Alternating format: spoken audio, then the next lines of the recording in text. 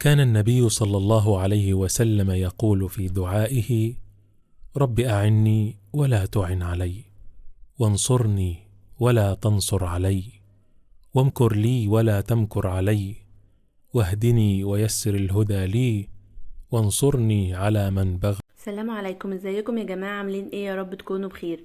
معاكم رودي. النهاردة هعمل معاكم روتين مسائي. اتمنى كده روتين النهاردة يعجبكم وتقولوا لي ايه رأيكم، واتمنى يكون روتين خفيف كده على قلبكم. طبعا النهاردة روتين مسائي، فقلت حبيت كده اصور معاكم. طبعا نبدأ الفيديو بتاعنا بالصلاة على النبي. اللهم صل وسلم وبارك على سيدنا محمد وعلى آله وصحبه أجمعين. ونخلي دايما كده على لساننا الاستغفار، يعني طول ما انتي بتروقي او طول ما انتي بتغسلي المواعين تخلي الاستغفار دايما على لسانك. استغفر الله العظيم، استغفر الله العظيم من كل ذنب عظيم، استغفر الله العظيم واتوب اليه. وتخلي دايما برضو على لسانك الحوقلة: لا حول ولا قوة الا بالله. كثرة الحوقلة بتبني ليكي بيت في الجنة. وتخلي دايما على لسانك سبحان الله وبحمده سبحان الله العظيم. دي كلمتان ثقيلتان في الميزان، خفيفتان على اللسان، حبيبتان إلى الرحمن. سبحان الله وبحمده سبحان الله العظيم. طبعا زي ما انتوا شايفين انا كنت مقصرة الصراحة شوية في حق البلكونة، ففتحت البلكونة كده وهويت الشقة وكنستها ولميت كل التراب بالجاروف، وبعد كده جبت الشرشوبة وسيقت طبعا ان المكنسة والشرشوبة خصصتهم كده للبلكونة، يعني كل ما عاوز اكنس بالمكنسة دي او امسح بالشرشوبة دي. يعني انا كده مخصصاهم للبلكونة وما يطلعوش برا البلكونة، طبعا عشان ده حاجة وده حاجة، ومخليه برضو المكنسة مخصصة للشقة. انا هنا كنت نشرت الهدوم، كنت عاملة دورة غسيل كده في الغسالة ونشرتها عشان ايه؟ عشان تنشف تاني يوم اول ما اصحى الصبح كده باذن الله تكون الغسيل نشف وما يقعدش كتير بره بقى وياخد من جو التراب وكده. فنشرت وخلصت، وبعد كده دخلت على الصاله بقى مسكت كل الانتريه اللي عندي في الصالون ونفضتهم بالفوطه. وكنت عامله بقى ايه؟ حمله تعطير كده بالديتول. طبعا حاولي على قد ما تقدري في البلاء اللي احنا فيه، ربنا يرفع عننا البلاء والابتلاء، تمسحي كل حاجه عندك اذا كان خشب او ازازه او اي حاجه تمسحيه كده بالديتول، بالذات كمان لو عندك اطفال. يعني ربنا يحفظ اولادنا ويحميهم جميعا ويرزق اي واحدة يا رب مشتاقة كده للاطفال. وزي ما انتوا شايفين انا مسحت كل الخشب بتاع الصالون بالديتول وعقمته.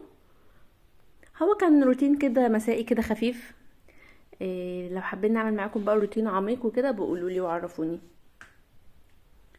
وهنا كنت برص بقى كل المخدات،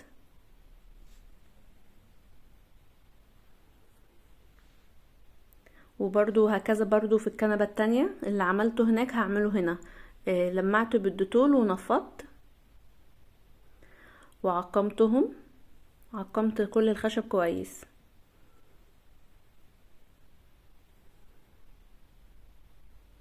وزي ما اتفقنا نخلي دايما على لساننا الاستغفار.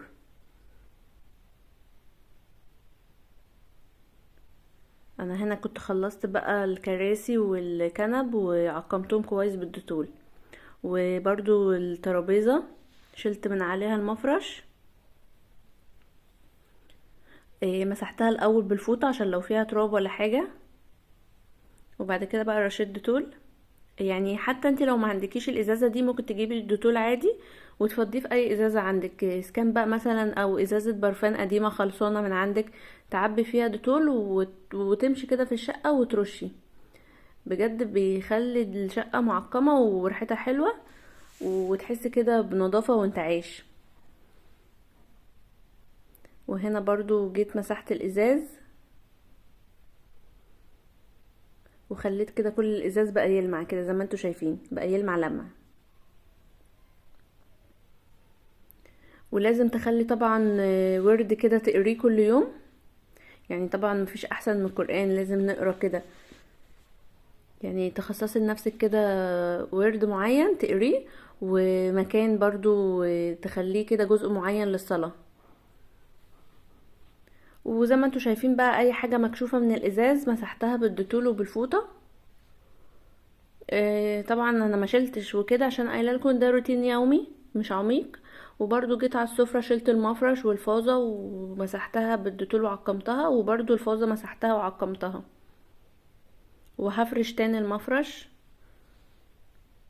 يعني انا على طول ببقى فرشه المفرش، يعني ما بشيلهوش، يعني مثلا حتى لو ساعة الاكل بشيل منه جزء ونخلص وبمسحه وارجع المفرش تاني، عشان بحس ان المفرش بيدي شياكة كده حلوة.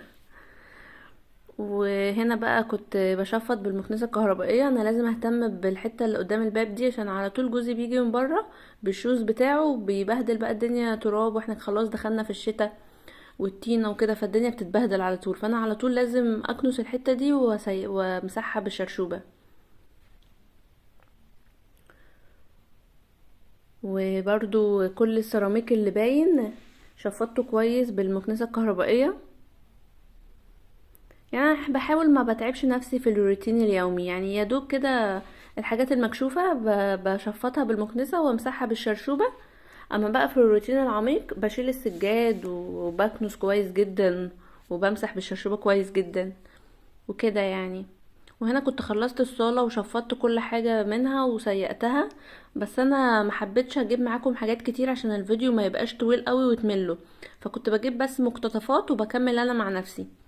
وطبعا احنا كلنا يعني ستات بيوت شاطرة وكده وعارفين احنا بنعمل ايه، بس انا ايه حبيت اشارك معاكم فيديو النهاردة وجبت معاكم بس شوية مقتطفات وكملت بقى الباقي مع نفسي. وبعد كده هنا دخلت على الطرقة، لميت كل السجاد اللي فيه، يعني لميت كل السجاد وحطيته على جنب. وبعد كده بقى جبت المكنسة وقعدت اكنس. وهنا كنت باخد برضو من الحيطة كده من تحت عشان انا اخر دور، فالدور اللي عندي السطح عامل لي بينشع كده من فوق بسبب الشتاء وكده، فالرطوبة عالية. فتنصحوني كده اعزل السطح بايه؟ لو حد فيكم مثلا بيعرف في العزل ينصحني اعزل بايه. يعني انا سمعت عن السيراميك وسمعت عن الفل، يعني لو اي حد فاهم في الموضوع ده يا ريت يكتب لي في الكومنتات. وهنا بقى كنت كنست الطرقة كلها، وبرضو جبت شرشوبة وسيقتها.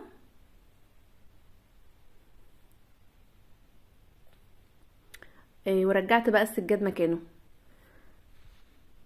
فرشت تاني السجاد في الطرقة. بجد كان روتين خفيف كده، اتمنى يعجبكم وتقولوا لي ايه رأيكم، يعني نشارك بعض تقولوا لي ايه رأيكم فيه. ولو بتحبوا الروتينات قولوا لي برضو، انا على طول اعمل معاكم روتينات. وهنا كان شكل الطرقة لما فرشت كل السجاد. وبس كده، ده كان روتين النهاردة، كان روتين كده خفيف وروتين مسائي، فحبيت اشاركه معاكم. ودي اجمل لحظة واحلى لحظة بالنسبة لي، ان انا بكون خلصت الشقة اعطرها بقى وتبقى الشقة ريحتها حلوة واقعد بقى مرتاحة ومستكنيسة. احنا كلنا طبعا بنحب اللحظة دي. انا عطرت الصالة كلها زي ما انتوا شايفين، واتمنى روتين النهاردة يعجبكم واشوفكم ان شاء الله في فيديو جديد.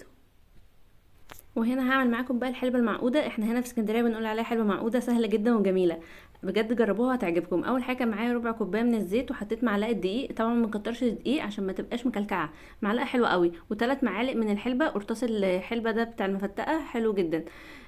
وطبعا بنقلب كويس، مش عايزينها تبقى مكلكعه، يعني عايزينها تبقى حلوه كده زي ما انتم شايفين، مش عايزين حد يضحك علينا يا جماعه. بجد سهله والله. وكوبايه الا ربع من السمسم وكوبايه الا ربع من السوداني، طبعا يكونوا متحمصين. وحطيت كمان نص كيلو عسل اسود.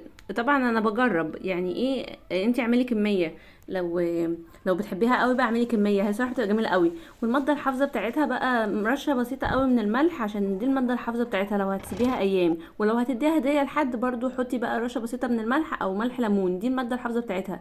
وسبتها بقى لما بردت، لازم اسيبها تبرد برضو، لما بتبرد بتمسك شويه كده زي ما انتم شايفين. انا بحب الصراحه القوام ده، بحب القوام ان هي تبقى تقيله كده شويه وماسكه نفسها. انت لو مش حباها تقيله وحباها خفيفه ما تغليهاش كتير على النار.